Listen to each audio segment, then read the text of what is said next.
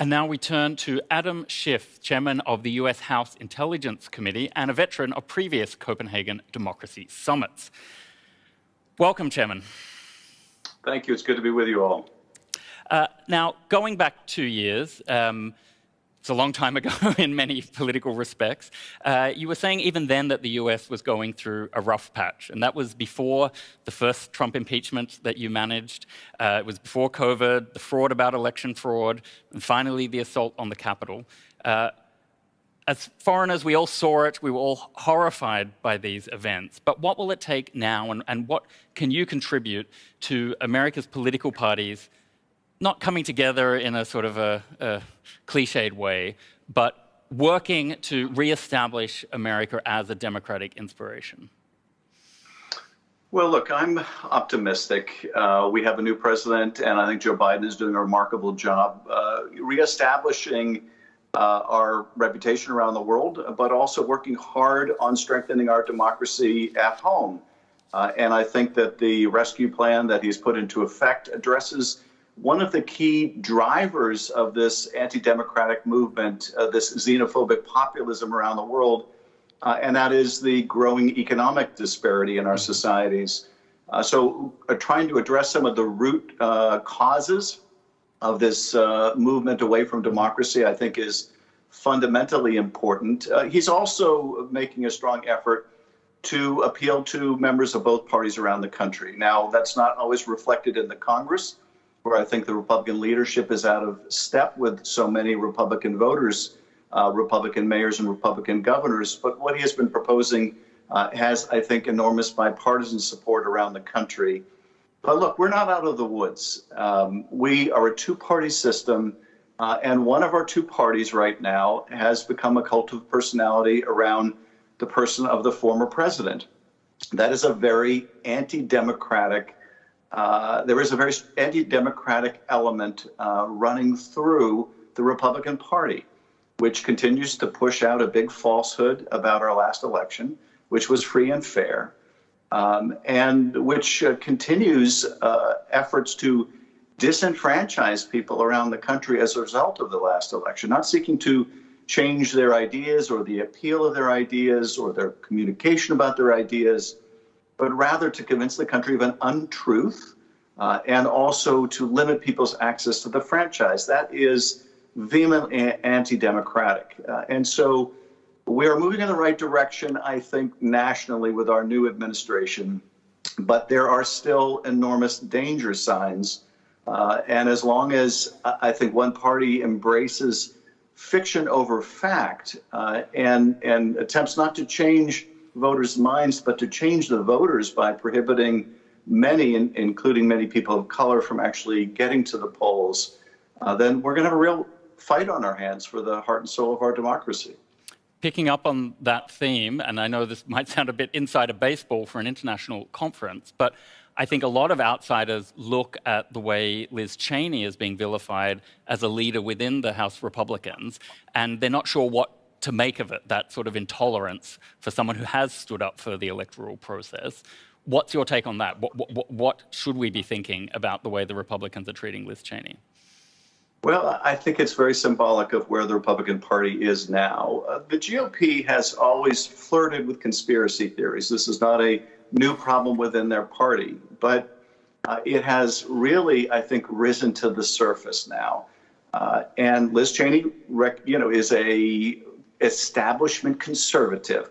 Her views once represented the mainstream of the Republican Party under figures like Mitt Romney and John McCain. But the Republican Party of Donald Trump is a party of alternate fact. And the biggest alternate fact, the biggest lie, is about the 2020 election. She's not willing to go there. Now, she's very conservative.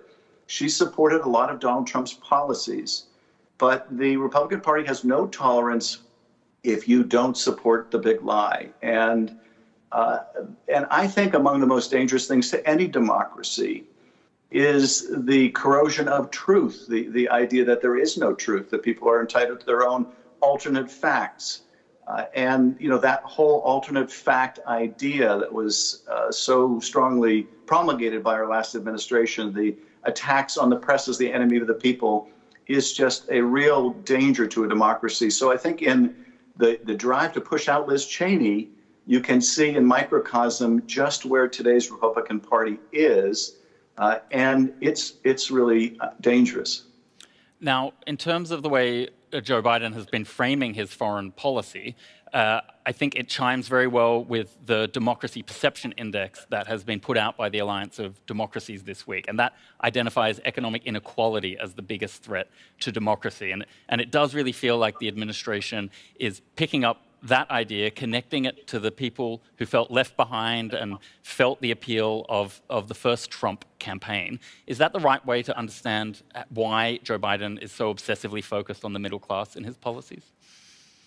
I think it's certainly one of the reasons, and I found that analysis to be incredibly persuasive. I think the reason we are seeing this anti-democratic movement around the world is the confluence of two factors, both very disruptive. One is the changes in the economy. As more jobs go away and are replaced with jobs in the gig economy that don't have a social services net, that don't provide the same kind of retirement or job security, but also the revolution in communication, how we get our information, a revolution in which we are now balkanized in the information that we see.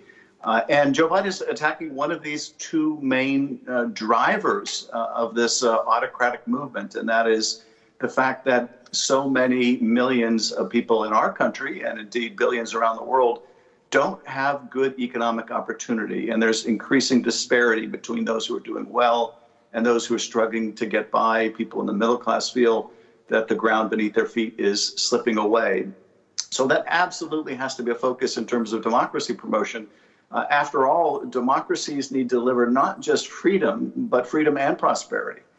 And we are judged by how we do in terms of delivering on the economy. We are being judged right now in terms of how we're delivering on the pandemic. And one of the things that I think is so important about conferences like this one and Anders Fogh Rasmussen's wonderful work, and thank you for your leadership, Mr. Fogh Rasmussen, is we need to come together with fellow democracies around the world and adopt joint strategies for dealing with these problems of economic disparity, for dealing with foreign election interference, for helping each other deal with the pandemic, for helping the survival of democracy itself at a time when we are really at a global inflection point. Mm-hmm.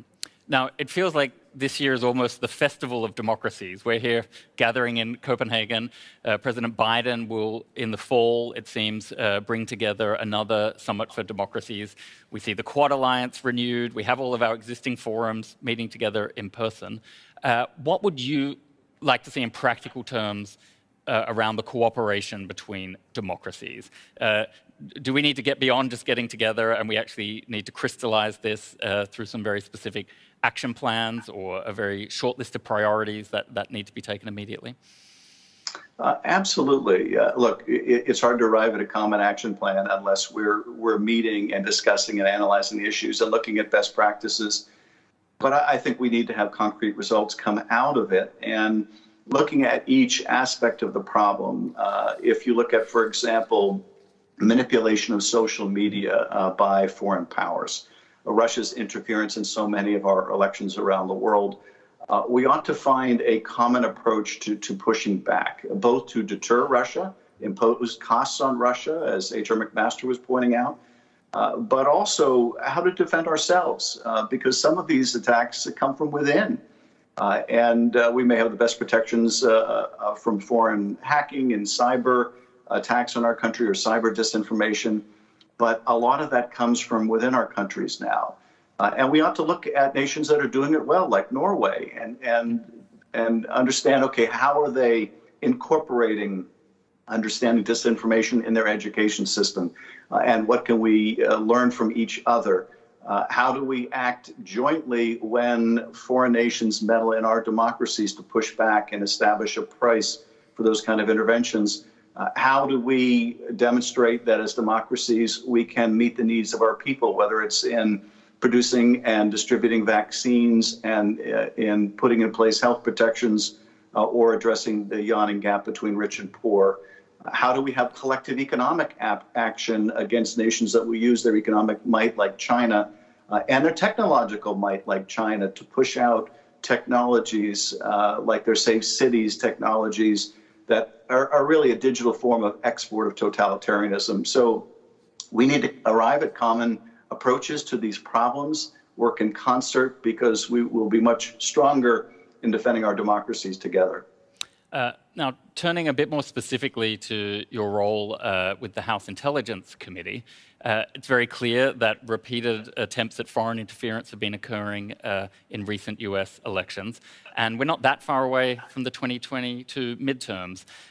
What steps are you taking, and what do we need to be worried about in terms of foreign interference with next year's election? Well, I think the good news for us in 2020 is we went into it with our eyes wide open.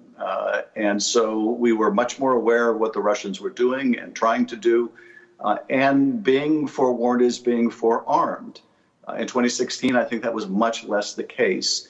The Russians, I think, also understood that if they got overtly involved the way they had with the hacking and dumping operation 4 years earlier, and Joe Biden was successful, they would pay a price. And I think that there was a sufficient deterrent, not to stop the Russians from interfering at all. They did interfere in many of the same ways through their social media and through their overt media. But nonetheless, I think we had a much greater deterrent impact merely having Joe Biden on the ballot. In terms of what we can look forward to in the future, we can expect that not only will Russia, but other countries feeling that watching the Russian example in 2016 in our country and elsewhere in Europe, this is a cost-free way of interfering in the democracies of others, of helping to try to choose the leaders that are best for Russia or other nations.